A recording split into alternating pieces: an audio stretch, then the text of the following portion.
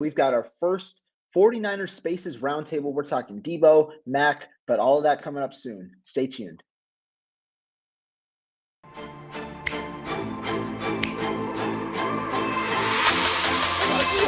go get him. Let's go get him today, man. Let's go. Hey, dominate on 3. 1, 2, 3, dominate.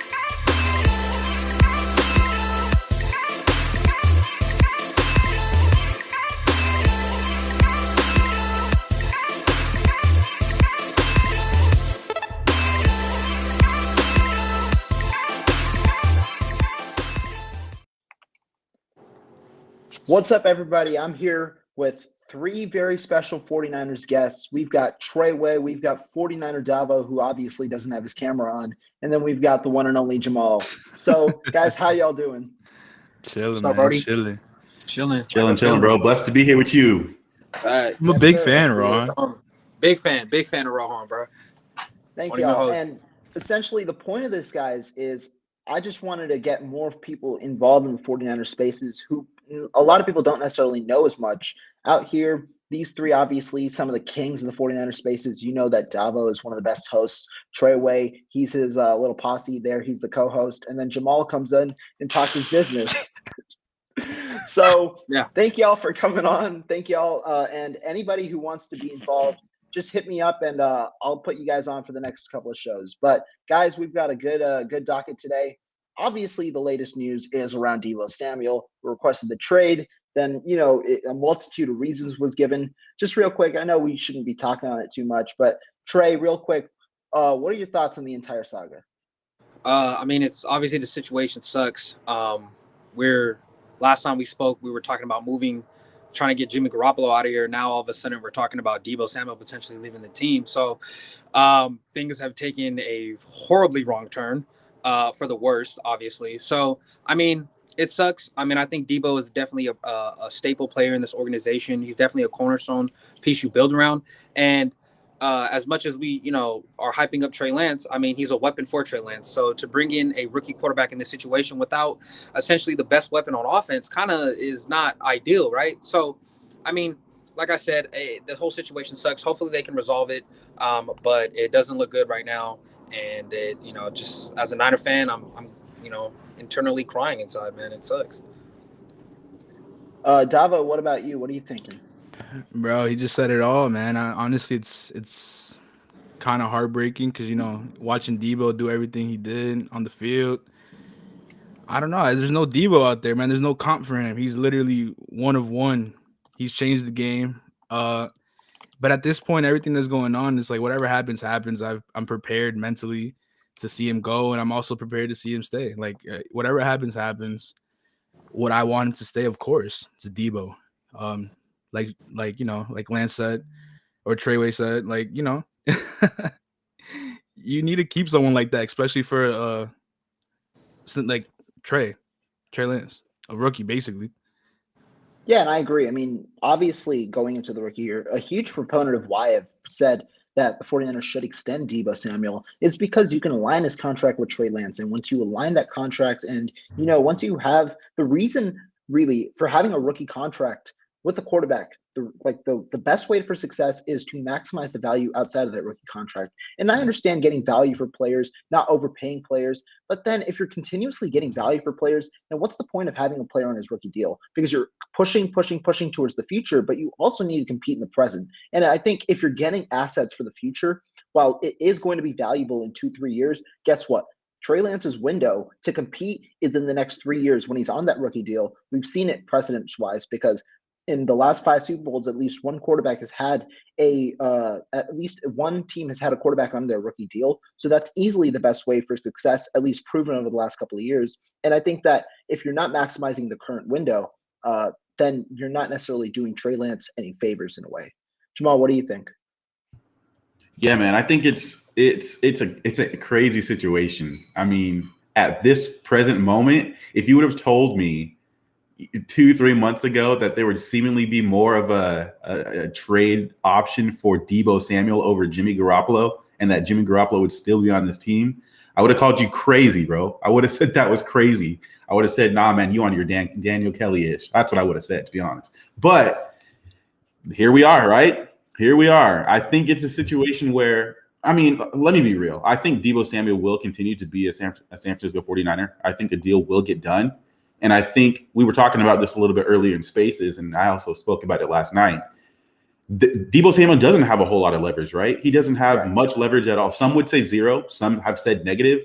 I've said very little. And what I mean by very little is everything that he's done since the season has ended to now is some of his leverage, I guess is what I would say. His leverage is to make it public, make it very well known that he wants to get his bag, right? By any means, even requesting a trade. Now, just because he requested a trade doesn't mean he will be granted one.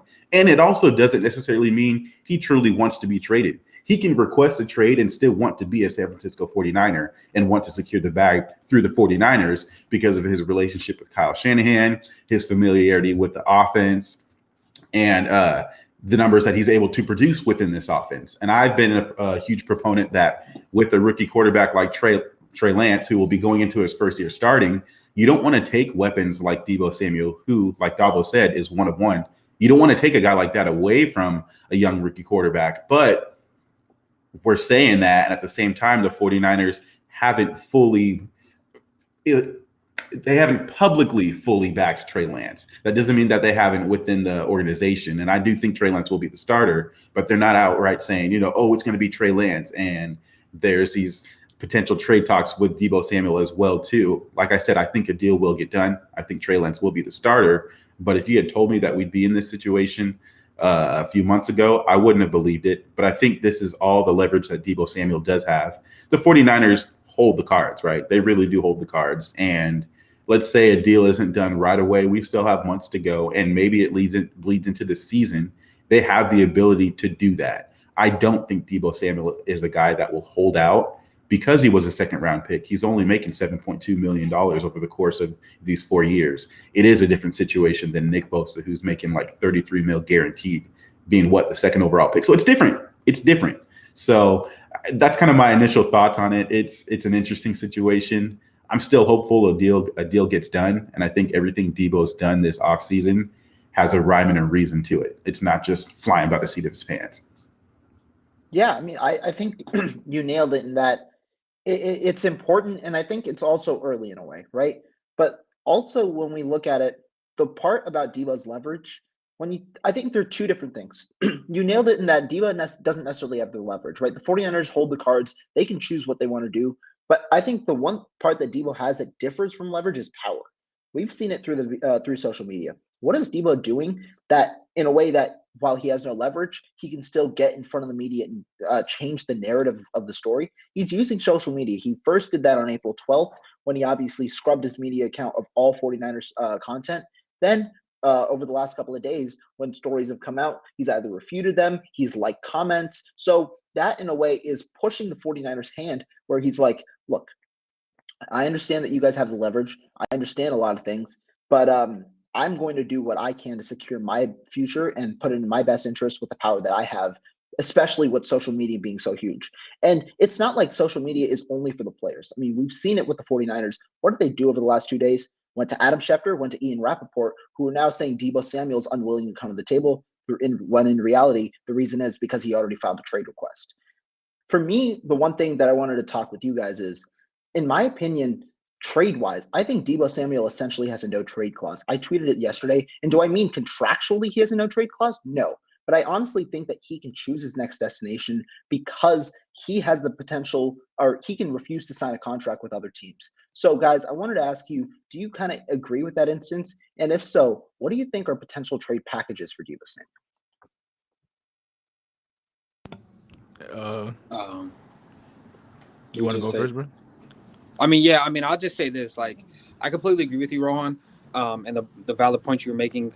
Like you said, it's not in the contract itself, but essentially, in essence, right, he does have a no trade clause because, again, a team's not going to give up capital if they know they can't sign him to a long-term deal. And if he doesn't want to be there and he's not going to sign the contract, well, then you don't have a trade in place, right? So I do think, in essence, you're right. Like, essentially, it's not contractually in his, the verbiage of the contract. But again, in essence, he does has a no trade clause because he's not gonna if he doesn't want to go to the Lions, right? But the Lions are gonna give if we had a situation where the Lions are giving the most capital out of all the teams that are bidding for Deebo, but he doesn't want to play for the Lions, well, that doesn't make him a bidder because they're not going to trade him to go to Detroit, and he's like, well, I'm not going to sign a long-term deal here, so why even trade for that? So then they're going to rescind their offer, and you're losing a candidate on the table that's trying to push their chips in for Deebo or the Deebo sweepstakes, essentially. So yeah, I mean, I agree. I mean, a trade package,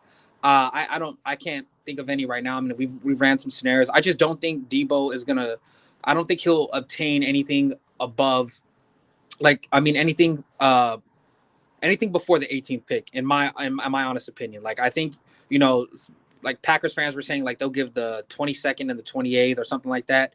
But I do believe that Deebo Samuel should garner more than whatever Tyreek Hill got and whatever Devontae Adams got. Because again, you're getting a receiver who's young, 4 years younger than both of them, and he's in his prime right now. He's in the prime of his career.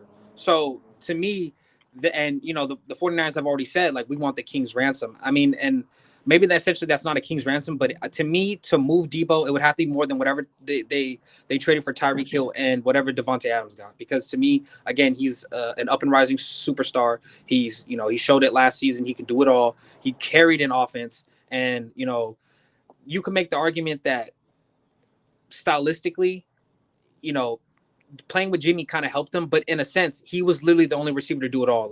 Tyreek Hill did have Mahomes. You can argue that, and Aaron Rodgers had Devontae Adams, and these guys are Hall of Fame quarterbacks in my eyes, and Jimmy Garoppolo doesn't move the needle. And now he played into the style of Deebo's play, but again, Deebo was out there doing it all, taking bubble screens for 80 yards, stiff arming D tackles. I've never seen that before. So I just think that in a way, I do think that they can get something, but to me, I just don't think teams will move or trade anything, from the 1st to the 18th pick in the first round. But anything after that, I think it's fair game. I think you can, get some capital from him or whatever. So, and Davo, before we get to you, Jamal, we got a comment for you. Game of chicken being played out in the media. Deebo using this trade request to speed up negotiations. Do you agree? I do. I think this is Deebo Samuel and his camp, just full court press, pushing forward, trying to apply pressure out in the media, out in the public. A lot of fans don't like it. A lot of recent 49ers players haven't done it this way, and I think that's why a lot of fans and a lot of people are like, "Oh, Deebo's a diva. He's this or he's that." No, this is all a tactic. I think everything he's doing is a tactic, and so yeah, I do agree with that. Now, will it work for him? It may or may not work for him, but he's going to use any little leverage that he has to try to make it work. It's still a business. We have to remember that. At the end of the day, this is a business. He's trying to secure his bag for his future. The organizations of all 32 teams are going to continue to live on and still be in business. He's only going to play for a limited amount of time. So he's trying to strike while the iron is, I'd probably say, the hottest it's going to be. He came off a great season.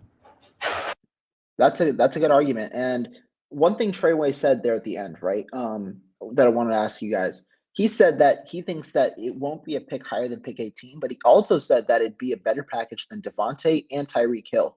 Remember, Devontae Adams got the pick number 22 from the Green Bay Packers, or to the Green Bay Packers from the Raiders. Do you think going from pick 18, 19, 20, and 21, that's the Philadelphia Eagles, the New Orleans Saints, the Pittsburgh Steelers, and the New England Patriots. Both of you guys, do you think that any of those 4 teams could be potential Deebo suitors? And do you agree with the sentiment that it might be just pick 18, or do you think that they can get higher with that pick or in a Deebo trade? Honestly, go ahead, Dabo. Go ahead. My fault, bro. Honestly, for me, in my opinion, I would probably say the Saints, just because they need that extra receiver, and it probably is the best fit for Deebo, in my opinion. I could possibly also see us getting a pick around the 10s, 10 to 15 range, because it is Deebo. Again, like I said before, he is one of one. You're not gonna find another Deebo. As much as people want to try and draft the next one, there is none. And if you do find it, it's probably not going to be in this year's draft. People keep comparing Burks to Deebo. Don't see it. But yeah, I mean, in the package, again, it has to have a first. I don't know which first it is. I don't know which team is going to give us the first, but it has to include that first and a couple of twos and then maybe a fourth, or a first, like a two and then a player or something like that. But it has to be in that range of like King's Ramson. Like, it has to be that great of a deal in order for us to let him go. Because again, we do have the leverage. And back to your statement about him possibly having that no trade clause, you're absolutely right. I don't think we trade him to a Lions or to a Jaguars type. We're gonna try to put him in the right situation and not do him dirty. Yeah, 100%. And I'm glad that you asked that question, Rohan, because one of my sleeper teams, actually, if a trade were to happen, is the Patriots. I mean, they have a quarterback on a rookie scale contract right now in Mac Jones. Yeah.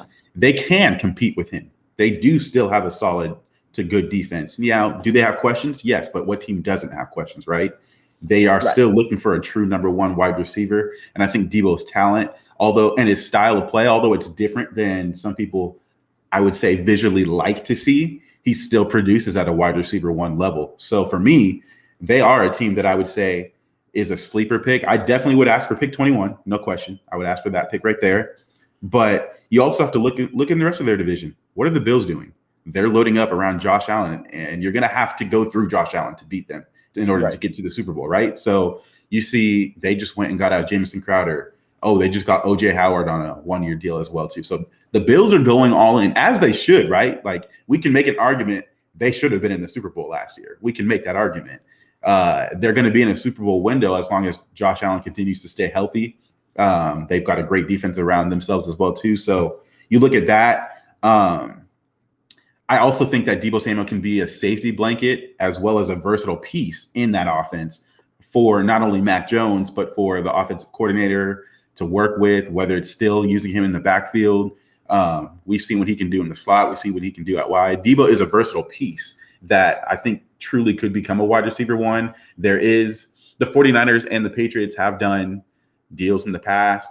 They're two teams that are seen in a similar light in terms of like the lore of football, the way their organizations are run. There's a lot of respect between the two sides. So for me, yeah, the Patriots I don't expect it, but that's a sleeper team that I think if a trade were to arise or a situation where we're legitimately thinking about these trades, I could see them being aggressive towards it. They definitely would have to give up pick 21 though, for sure, and more. And it's interesting that you bring up the comparison between the two teams, right? Because in my opinion, the Patriots are notorious for not paying certain players and letting them go, right? Like J.C. Jackson, they just did. But on the other hand, what have the Patriots done that's somewhat unprecedented over the Bill Belichick era over the last couple of years? They've started paying free agency.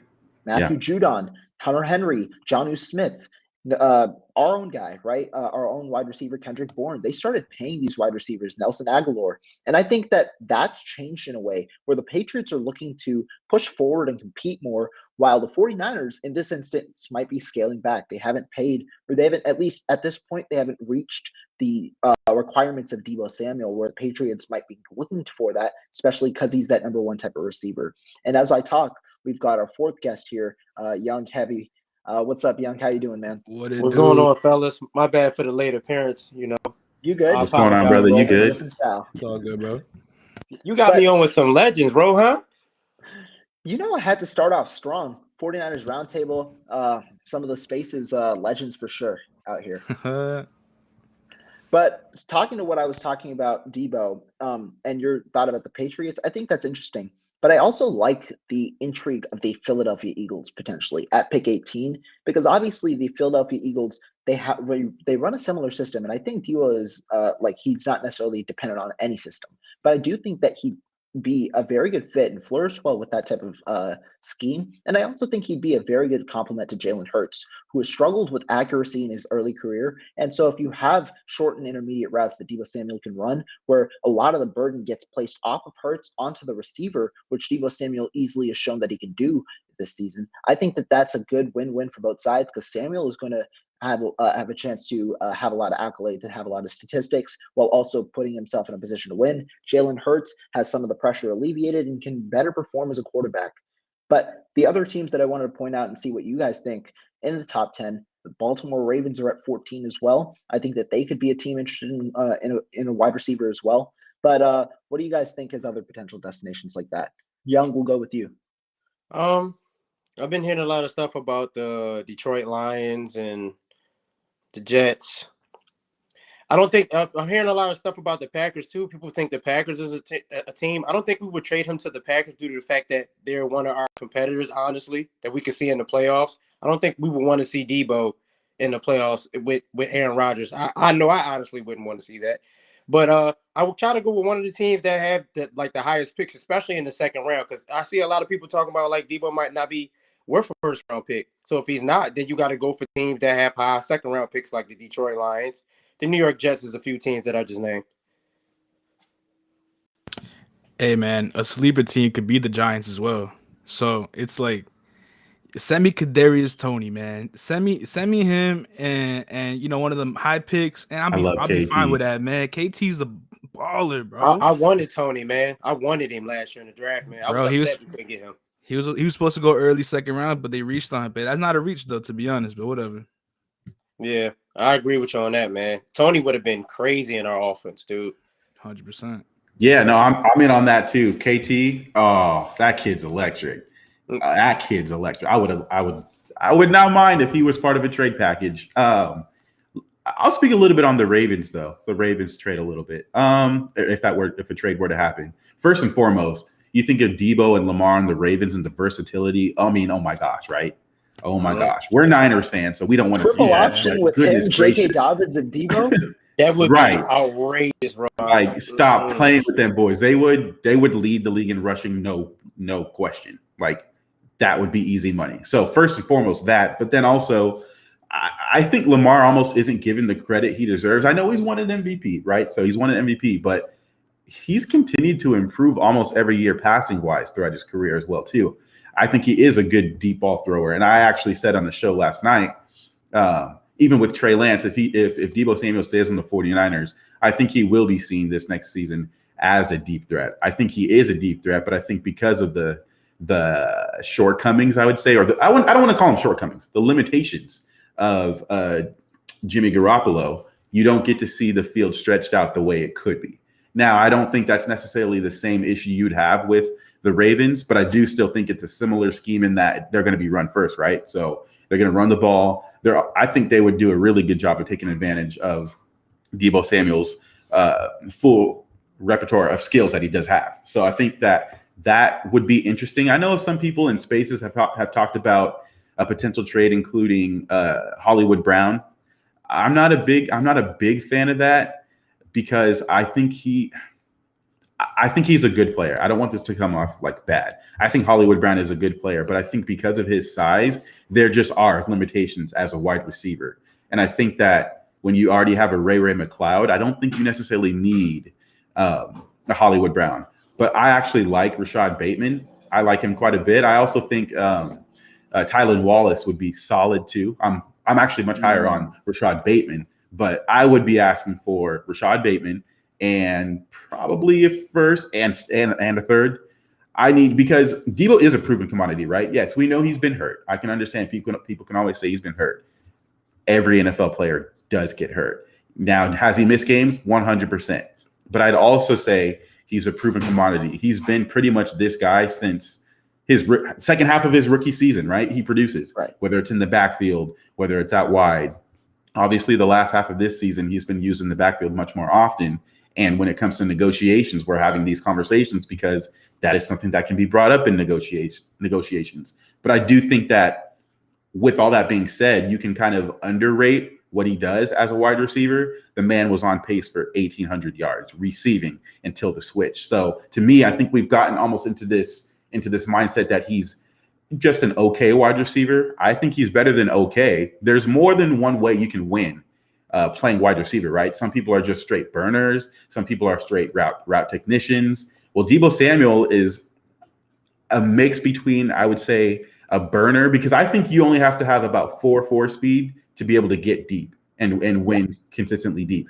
Now, you can have guys like Tyquan Thornton coming out who are like 4.3, John Ross, guys like that. And having that speed is dope. Like, you can't fake fast, right? You need, like, I'll take that. I got no problem with it. But in order to get deep, it's more than just being fast. You have to have the ability to leverage your routes, set guys up certain ways, and then also beat them deep. So I think a lot of people can get into this mindset where we say, oh, he's okay, wide receiver. Well, guess what? Just because it doesn't necessarily look like a Stephon Diggs and it's not a route technician or a Keenan Allen doesn't mean he can't beat you with, short to intermediate routes and deep. We saw what he did in the Lions game week 1. Underthrown pass, and the dude just makes plays, right? He makes plays. And I think consistently he can win at the catch point, and he runs away from defenders after that too. So I'm kind of going on a tangent. I kind of went on a little tangent there, but the thought of him with the Ravens would scare me. I think that would be a crazy pairing and good for him. You have to, at that point, then start looking at what is an extension going to look like with him and or Lamar, because that starts kicking in after this next season.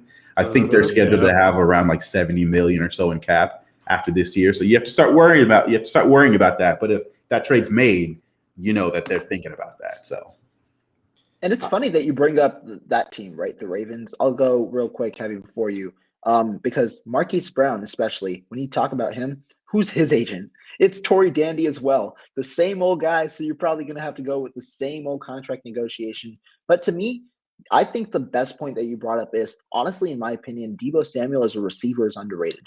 I think everyone talks about him as a playmaker. Everyone keeps saying he's an amazing weapon, but when they talk about his receiving skills, I think they short sell him because they feel like they're overselling him as a playmaker. And so to me, I don't think that Deebo Samuel's deep capacity has been unleashed yet. I know he has to improve a little more in his crispness of his route running, but I don't think he's gotten the opportunity necessarily in running deep threats where he can really refine that. And I think that honestly, when that becomes a huge aspect of his game, as it can be in a Ravens offense, I think that really has sets the tone of him being a truly, truly, truly top 5 receiver in this game, if he isn't already in some eyes.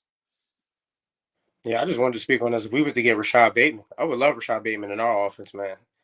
I think he really is a stud. Like, and they got a gem with getting Rashad Bateman. The Ravens did. I was a huge fan of him coming out too. So it was like, it was good. It would be good for us to get him in return, at least like you said, with a first round pick. And I'll be like, and with the third, I'll be like, yeah, okay. I mean, of course, I don't want to see Deebo go, but like, we can get something like that. You got to consider it. Yeah, you got it. Right. I think every single one of us sitting here doesn't want to see Deebo Samuel gone. We would very much rather him be on the team. I think that's probably pretty clear for most people, right?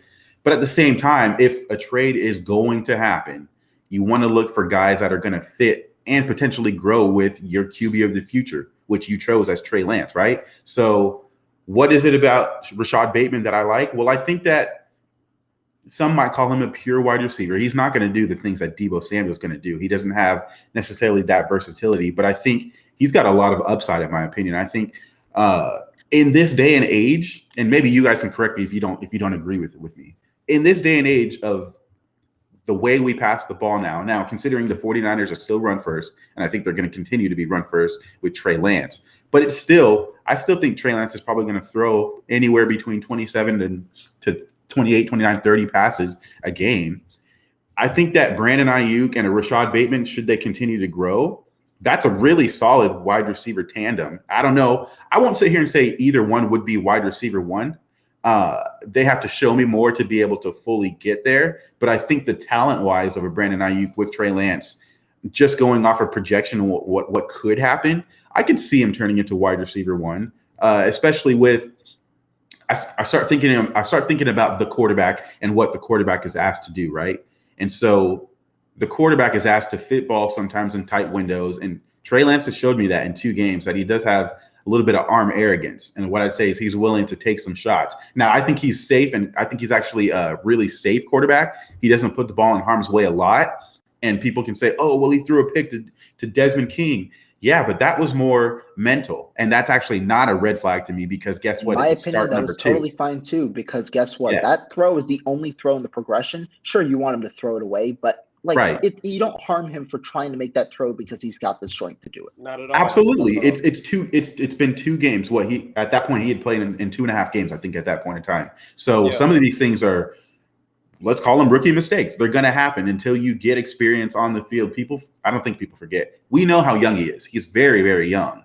there's still growth that has to happen there. But if you get that, I guess, long story short, if you get that quarterback and you get that guy that knows how to run your system, he can make two really solid wide receiver twos almost play to a level of what a wide receiver one could be because of the style and the way the league is now. Now, it's still, like I said, with this offense, I do think will continue to be run first. But having two guys that are wide receiver, maybe 2A, 2B, I think could be really good within this offense. And Rohan, you said one thing a little bit earlier that I wanted to touch on just real quickly. I want to give you props and credit for you were talking about Deebo Samuel essentially having a no trade clause. I hadn't seen you tweet that, and I hadn't heard you actually say that until you hopped on right here. I think that's brilliant, actually. I think it's absolutely brilliant that you said that. When you actually said that, the first thing that popped into my head, 2 words: Kawhi Leonard. Do people not remember what Kawhi Leonard just did a couple seasons ago? Yes. What happened? There was a lot of issues going there with San Antonio for what, like almost 2 years. It'd been a while. He didn't want to play for them. He had those injuries. He started rehabbing for a bit. What happened? Essentially, they shipped him out, sent him up to Toronto, right? Stayed there, got himself a championship, then was free to sign anywhere, right? We don't need that to happen, though. No, bro. we don't. You're absolutely right. We don't need that to happen. We don't want that situation to go that far or to get to that level. But I mentioned that because we're talking about player empowerment. We're talking about players negotiating what they can on their terms with the power that they have. So you mentioning that made me think of Kawhi Leonard and maybe even LeBron James and really the NBA as a whole. And the fact that I'm talking to you guys right now about the NBA, and this is a podcast for the NFL, says players in general, not just NBA guys. Yeah, players in general understand and know to use their power. And I'm actually all for that because I'm all about players getting their money. I am too. I agree, Jamal. Like it's all about that money. They putting their bodies on the line out there. So and they got a lot of responsibility too. Deebo just had a son, so I get it. I get it 100%. Go get your money, dude. Yeah, exactly. And a little step back real quick to what Jamal said. If you guys have a problem with what Trey Lance did in those 2 interceptions, I want you to realize that you guys were okay with watching Jimmy G throw down the middle interceptions every single game. So if you guys don't have the patience to watch Trey Lance succeed and go through progressions and do everything like this as a rookie, I don't want to hear it. That's it. Sorry. And the touch add on to that, like I was impressed when after Trey threw that interception, like he even said he was like, if I'd have threw a better ball, we wouldn't even be talking about it. So that would just let me know, like, oh yeah, okay, I can respect your confidence, Trey. Like I can see where we're going with this. Yeah, definitely. I mean, CJ says it here himself that as the game was going on, he was learning, and that is impressive, right? You don't necessarily see after game adjustments, but normally when we talk about in-game adjustments, we talk about coaching adjustments, but have a player adjust like that as well. I think that definitely was impressive. But I was intrigued by one comment to end the Deebo kind of comparisons for today, and that was that the 49ers, he says the 49ers have disrespected Deebo with their offer of it was around 19 million. I've also I won't say where, but I've also heard numbers that the original starting point was around 17, 18, while Deebo's starting point was 25. His starting point was 25. And so there's obviously a clear disconnect there, about 6 to 8 million in terms of the disconnect per year. Do you believe that Deebo has been disrespected in this scenario? Dabo, we'll start with you. Ron, can I ask you a question real quick? Go for it. In regards to that, just the difference, just one quick question. So Deebo Samuel starting at 25 million. I want 25 million. 49ers saying, let's talk about 17, 18 million. Yeah. One question. Are we shocked to hear that? I'm not at all. No, not at all. That's all. Go ahead, Dabo. You take it. We shouldn't be though. That's the silly thing, bro. That's how negotiations work, right? You start low and then we meet at the middle. That's how it goes. Disrespect, I don't think is disrespectful. I feel like, again, this is all media based. Everything that's been coming out is media. Media meaning like, it's a slow day, so we're gonna push this narrative out and see what the reaction is from the fan base. And I'm sure most of the media understands the type of fans the 49ers have. We jump to conclusions very quick. I promise you, when the news came out about Deebo deleting all the pictures, how many podcasts came out about it? How many videos came out about it?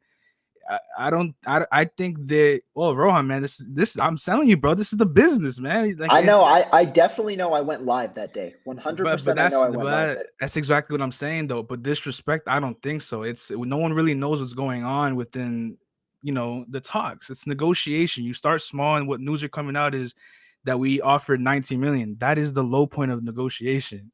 You work from there. But that's all we know. We don't know what's going on. We don't really know how Deebo come. Like, Deebo's already calling out the BS that's coming out, and then he deletes it. So we don't really know what's going on at the end of the day. No one knows. So until news comes out, whether he's traded or extended, we're gonna have to just wait and see. I don't think it's disrespect. I think we just gotta wait. It's negotiation.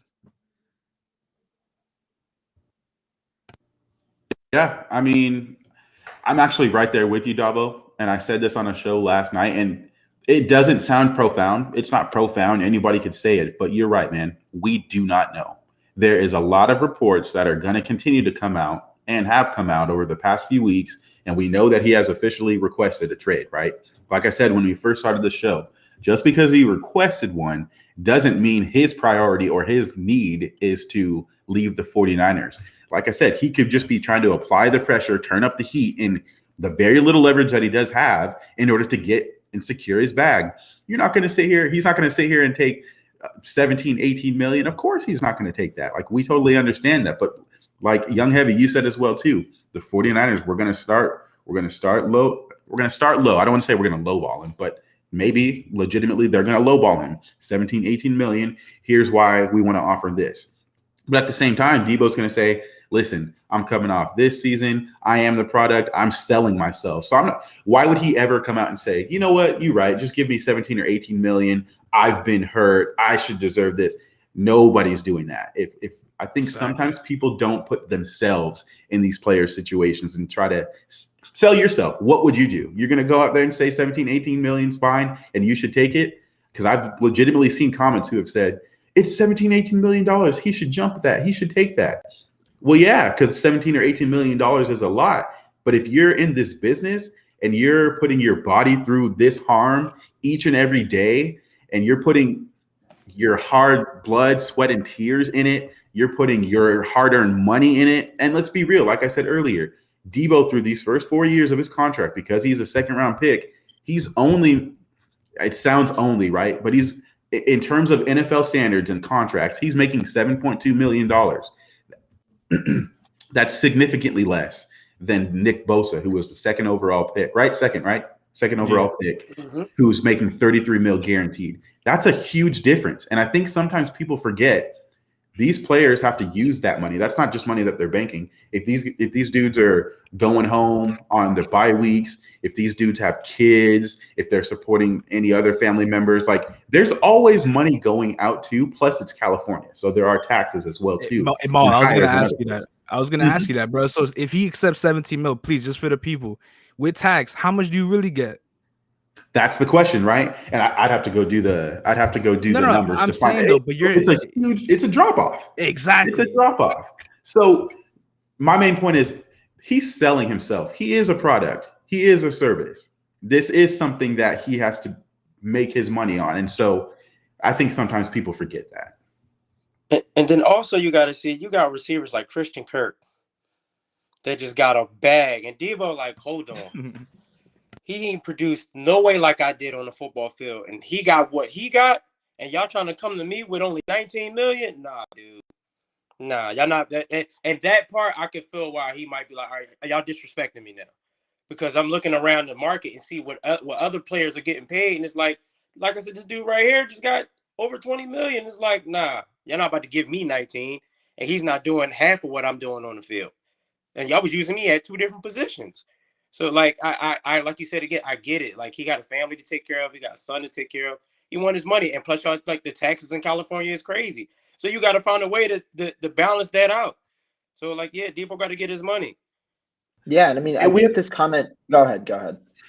My bad. Last thing. I don't know if you guys heard, but Damon from the Damon and Ratto show came out today saying that the 49ers hadn't actually even officially put an offer on the table.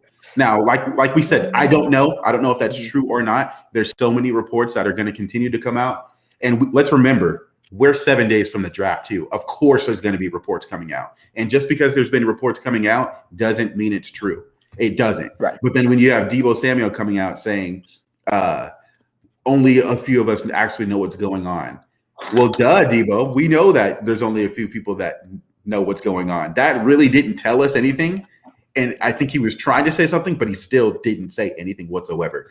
So my main point in saying that is I'm not shocked if the 49ers haven't actually put an offer on the table yet for him either, because I honestly don't think that they're trying to disrespect Deebo Samuel. But at the same time, I think they want to act in good faith. I think Parag has an idea in mind of what he would want the 49ers to pay him. I think Kyle Shanahan would say, listen, I need this guy on the football field because he's the coach and he's worrying about what's the product on the field, and he knows how integral Deebo Samuel is. I don't think Kyle Shanahan is a huge part of the front office and the money he's going to get. I think his bottom line is probably get this guy paid, and I need him on the field. And then I think John Lynch and them have a certain way that they want it to look. And Deebo Samuel has a certain way that they want it to look. And so that's why we're in this situation of, well, he said, she said, and now we're hearing he doesn't like how he's being used in the offense. Guess what? There's a lot of reports coming out. I don't buy everything that I hear. I think Deebo Samuel is one of one. I think he is the one who coined the term wide back. So if that's the case, why would he not like to be used that way? Now, the usage rate, I don't love that if it's going to continue at the same usage rate that we had this year. But why would we not, any team, not just the 49ers, why would they not use his full skill set? So that's the last thing I wanted to say. Yeah, and I mean, when we think about it, I think you brought up a good point about Parag, which what I was going to talk about. And CJ here points out why we can't negotiate right now in good faith. I don't think the intention is to not negotiate in good faith. But when we look at the 49ers, I think that this is situation in a way is a wake-up call because they've done this before. George Kittle was a clear I know his agent came out. I forgot what he said. I think it was Someday Massacre. Or Valentine's Day Massacre. Valentine's Day Massacre. That was the coin term Kittle. because it was so insulting that George Kittle nearly almost requested a trade or was at least thinking about it. And then we had it with Trent Williams where he gave up. But the thing is, the reason that I have a little bit more optimism in this case than what other fans might have is because at the end of the day, I think the respect for Kyle Shanahan in the building is so much that they're going to go to him at the end and say, Kyle, I need you to fix this situation. If you don't believe that it's fixable, then we'll move on. I think that that's what Trent Williams did last year before giving the Chiefs. He gave the 49ers the final offer. And so when we look at it, it is the way the 49ers have negotiated at least these big-time deals in the past, where they first start low, then they slowly build their way up to creating resolution in the middle.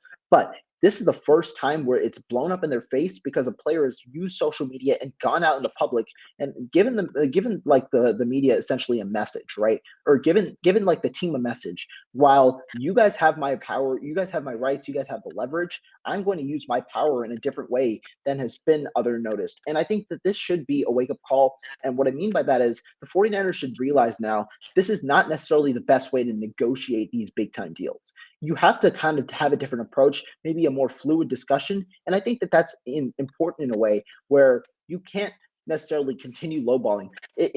What I said in the space earlier, with the mid-tier players, it's okay because then you create better deals because the gap between the two is not 6 to 8 million. It's much smaller than that. But with these big-time contracts, especially homegrown stars like Deebo Samuel, I think it's important to have much less of a disconnect so that it doesn't come out in the media and portray your culture as a worse culture. Because one thing the 49ers have going for them, obviously living costs in California are expensive.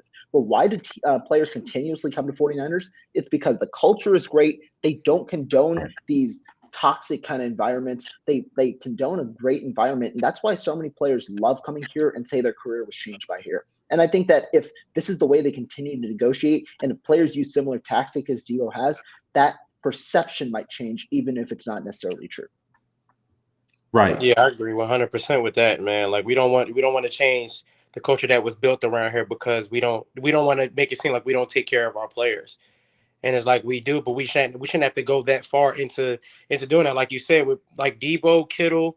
And yeah, I heard that we even disrespected Fred Warner a little bit too when it was time for his negotiations. But the difference between, Fred Warner, he didn't come out in the media or his agent didn't come out in the media and say anything.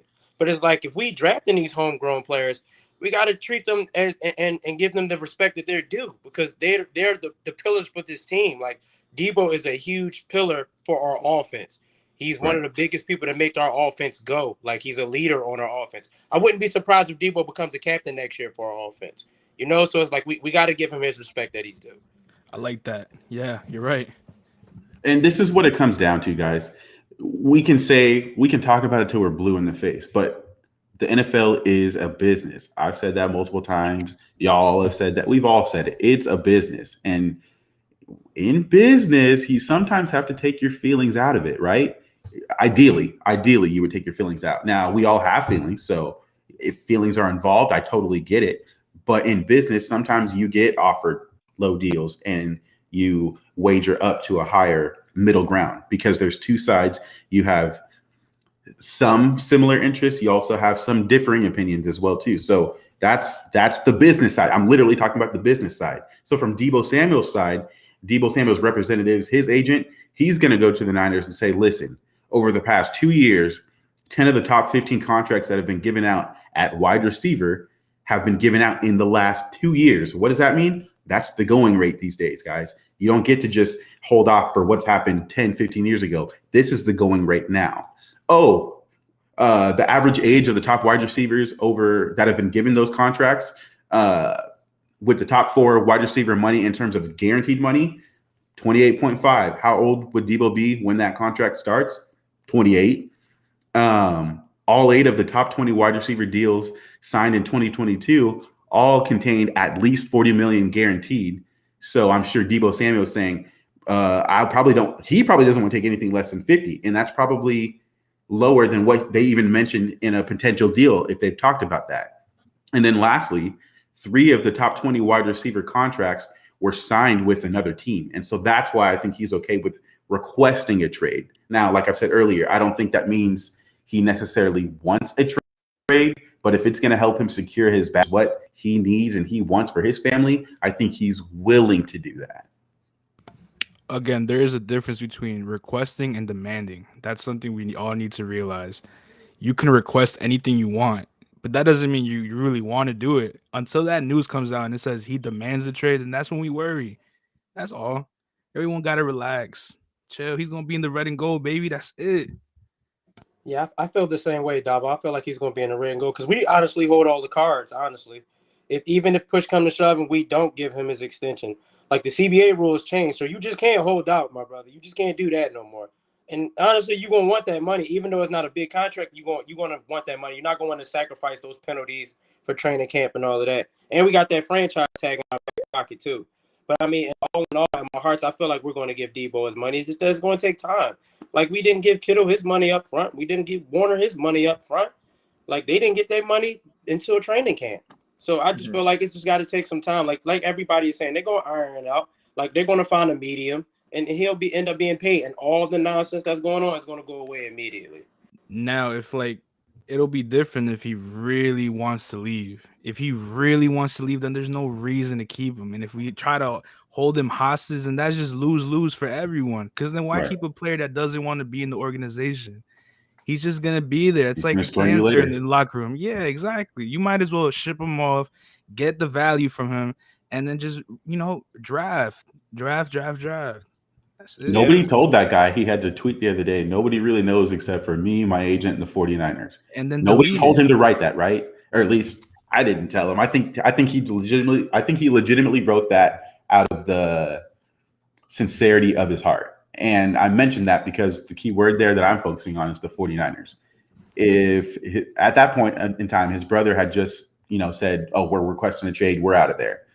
I don't think his agent probably told him that he had to go write that tweet. So to me, that says as much as maybe he's okay or willing to go somewhere else, emotions are involved. He has put his blood, sweat, and tears into the 49ers. He does legitimately have a close relationship with Kyle Shanahan. So I don't think he wants to go somewhere. He might be willing to do it because it's a business. I think he'd love to stay with the 49ers. And the last thing I'll say, because he's put his blood, sweat, and literal tears, and we've seen him cry on the field, right? Yep. Because of that, we know how much Deebo cares about winning. So I personally don't want to hear, oh, he just cares about his money. He doesn't care about winning, because I think he does care about winning to the highest degree. I really think he does. But I think he also understands it's a business too.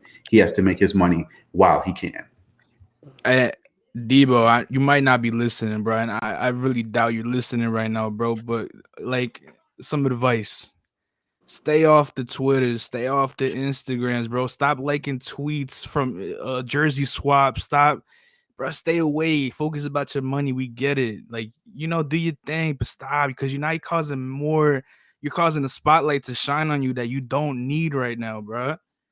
Like that's the last thing you need, Mixed bro. Let this signals. go. Mixed signals. Like, do you want to stay? Is the media lying? Like, you called out Adam Schefter, like he's capping and all this, but then you're liking tweets that confirm that you want to leave. Right. Like, what do you really want to do, bro? Like, if that's the case, don't say nothing, bro. Let everything just go smoothly. Let go with the flow. If the contract comes to you, bro, you stay in. If not, you get traded, bro. That's all you gotta wait for. But don't send mixed signals. It's not worth it at the end of the day. Because look at everything that's happening now. It's going crazy just because you liked a couple tweets. Got people raising their blood pressure, man, having all these arguments and all these debates, man. Like, I agree. Just stay on social media and let everything play out. I think Rohan here. The last thing I'd say, and it's a question Go for for you it. guys. It's a question for you, Rohan, and anybody else too. Because of the prior knowledge of the higher contracts we've given out in recent history having taken place and being really solidified around training camp, do you guys think would you say that's more of a tradition, or do you think, because I think it's more of that's the way business goes and it just so happens to line up around that time. These things take days and they take time and they take months. So like I was saying earlier, the little bit of leverage I feel Deebo Samuel has is to apply pressure now to hopefully drive up his price, which in a sense, in a weird way, if this leads to the 49ers having to trade him, he's helping them out because he's allowing us to do it within this next probably week or so, which allows us to recoup some value if he's really pushing it and willing to get traded. But I also think that he's trying to apply pressure to get his fair value and do money. But at the same time, I don't think it's the 49ers, we wait until around training camp, then we give it. No, I think it legitimately takes that whole time to come to an agreement on both sides because there are two parties and there are certain stipulations they have to decide if they're willing to maybe sway a little bit more on Deebo's side and vice versa, right? So I'm kind of curious what you guys thought about that. I don't think it's a tradition. I think that's just how business goes. Yeah, so I'll give some input into this because I know I've said before that the 49ers, that's kind of their process. But do I think it's a tradition? No. What I mean by that is, look, the reason that training camp is a benchmark is players are already under contract when they're on this. And what happens with the new CBA? If you don't show up to training camp, which is mandatory, you lose the accrued season and you are fined for money as well. So that's the main issue, I think. And so that's why I view training camp normally as a benchmark because in those last days, it's like a project, right? Where you're working consistently and put the biggest amount of work in the last days because there's a deadline. The training camp area is that deadline, and in the last days they confirm a deal. And a lot of it is, it does take the while to go there because not only are you competing for yourself, but you're competing against the other contracts and trying to get the best contract overall, right? Deebo Samuel is not only competing to get the best contract for himself, but he's competing against the likes of the other three receivers who are also looking to get big contracts. And that's why it takes a long time because this is a big lifetime decision. You don't want to leverage yourself into a deal that you believe you're worth less, or you believe you're worth more and you get less. So that's why I do believe that, it does take the majority of this time. And I don't think that necessarily it's a decision people want to rush into, but they do view training camp as a deadline, which is why a lot of these deals happen at training camp. And when we look at the 49ers side of things last year, Fred Warner got his deal, but why did it take so long? Well, guess what? He's competing with Darius Leonard, who signed his deal legitimately hours later. And that happened before training camp so that they could all show up. The year before, George Kittle was also there. He was getting his deal. And obviously, there was a bigger disconnect than with Fred Warner, likely because the 49ers have negotiated linebacker contracts in the past as opposed to tight end contracts. So there was a bigger disconnect, but they come together at training camp, which is why I think that the 49ers can get this resolved and have more confidence in them if Deebo Samuel remains a 49er after day one in this draft. Yeah, That's a fair point. I feel like it's not traditional either. I feel like it's just what's been happening recently. Like y'all have been saying, like it does take time to iron this all out because they, like Davo said earlier, they had to become a medium. You had a a $19 million offer or even a $17 million offer, and Deebo wants 25. So it's like, okay, well, we're going to keep ironing this out until we come to a medium. And me personally, I know you asked me about this, but I feel like hopefully it gets done before training camp, because Trey Lance is going to be our quarterback this year. And we would need Deebo out there for OTAs and all of that. I don't want Deebo skipping OTAs and all that, so we can get that rapport with Trey Lance, because he's going to be our quarterback going into the next season. Let's not wait till a training camp for you and Trey Lance to get on the same page. Like, hopefully that's not the case. Dabo, what do you think? Well, Jamal said it, man.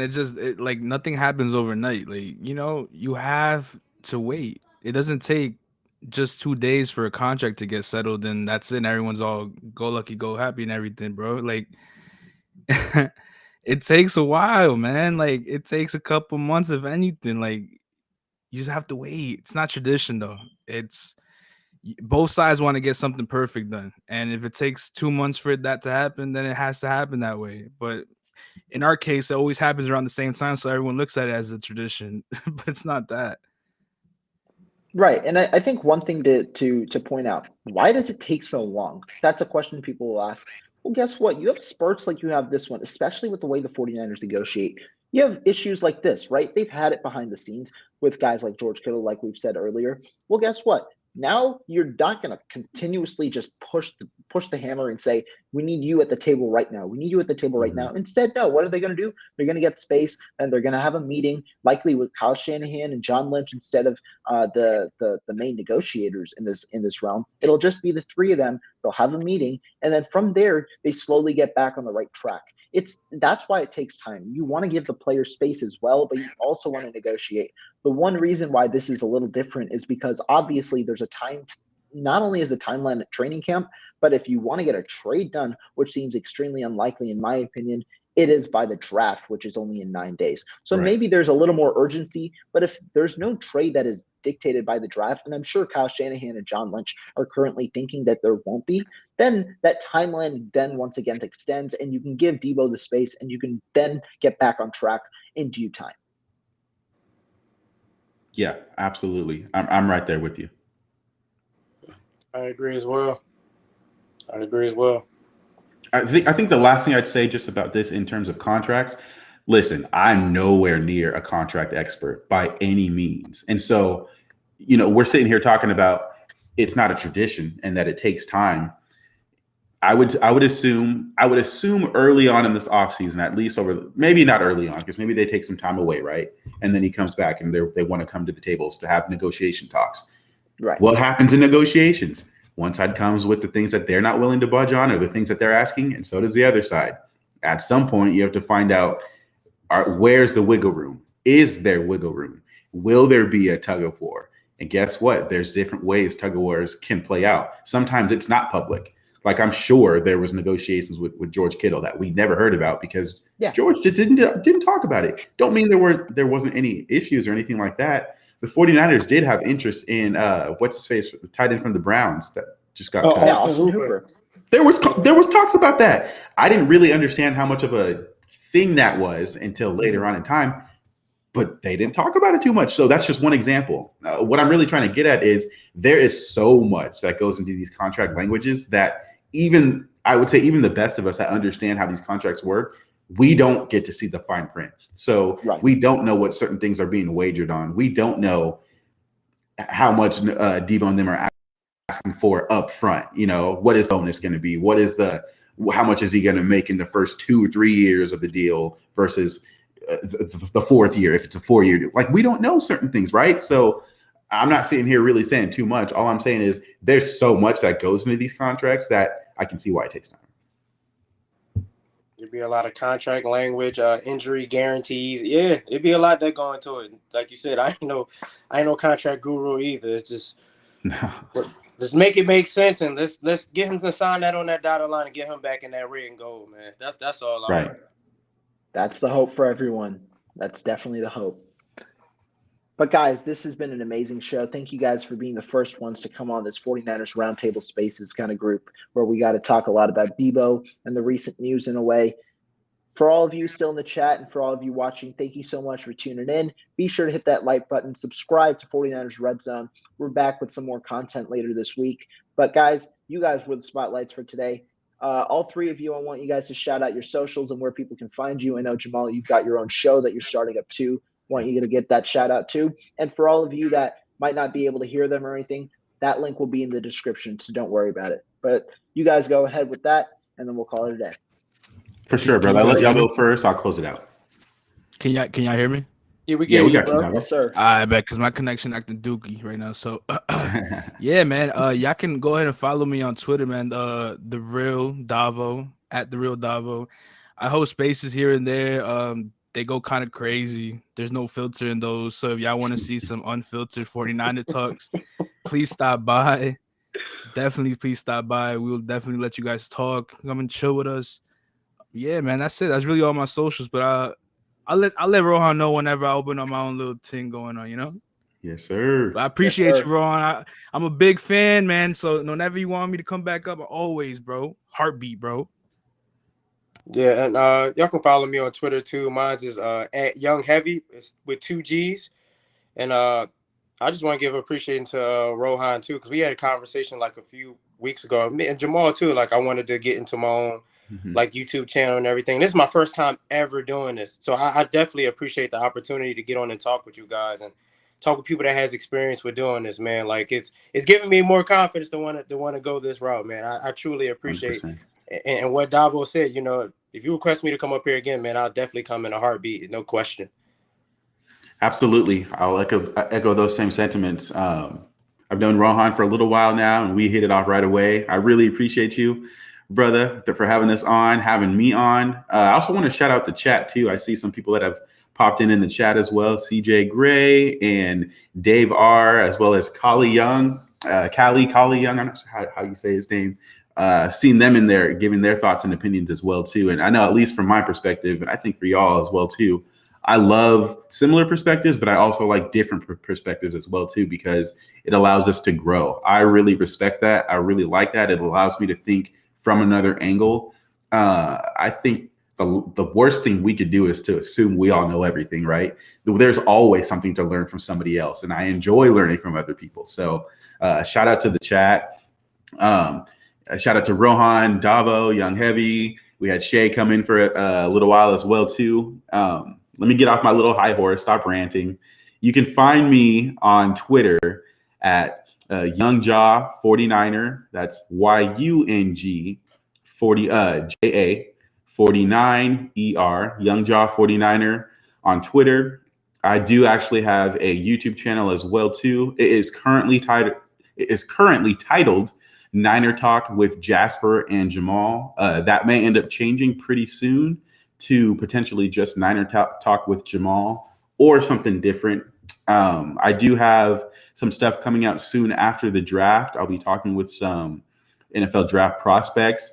I'll be interviewing some of them after they get drafted, and we'll be able to see, talk to them a little bit. I'm calling it, or I'm theming that when I'm interviewing players, I'm theming it under the helmet, because for me, I was never a really big fan of Ohio State or anything like that. I'm actually a USC fan, but with the passing of Dwayne Haskins, it made me think a lot more just about really athletes in general. You've heard, LeBron James talk about more than an athlete, and it sounds almost cliche now because you hear it so much, but it's sad that it's almost cliche because it's actually the truth, right? These guys and these girls as well, too, are more than athletes. They're still human beings. And so that's kind of why I titled it Under the Helmet. The passing of Dwayne Haskins made me think about these athletes as human beings. And I think that their voices should be heard, not only for what they can do on, the court, the football field, the diamond, but also for the human being that they are. I wish a lot of people would be able to see that more than just a commodity. I understand that these players, they do play for our teams and we want to see them do well, and we're going to ridicule them or, trash talk. That's all part of it. And they understand that. We know that too. But there's also the human element, the side of them that I kind of want to be able to draw out as well too. So look forward to some of that stuff coming out here soon after the draft ends. Definitely. And thank you guys, obviously, for coming on, all three of you. for all of the socials, guys, for you guys in the chat. All of them, including Jamal's YouTube, are all in the description currently. You guys go follow them on Twitter. Some of the best people that you'll interact with on 49ers Twitter. Jamal's YouTube channel, that'll be fire once it starts back up again. Be sure to stay tuned. Niner Sickness Podcast, I see you tune in. Thank you so much for coming by. And CJ, Dave, and Kali, for you guys for in the chat. Thank you guys, like Jamal said. But I think that sentiment that you ended with is really important. The reason that I started my HBCU Spotlight show on this channel is because I think that a lot of people view these athletes as pure athletes, Deebo Samuel included, when we have to understand that they're players doing the best for themselves and their families. And I think it's really important to not only get to know these people as athletes and their stats and their accolades, but also the person that comes behind that face and comes behind that player. And that's why I think it's really important to connect with these players. And that's part of the reason why I started the HBCU show on my channel. But you guys, thank you so much. I love interacting with all y'all. And we'll have another one of these probably next week or the week after following the draft. Thank you guys, and I'll catch you guys next time, guys.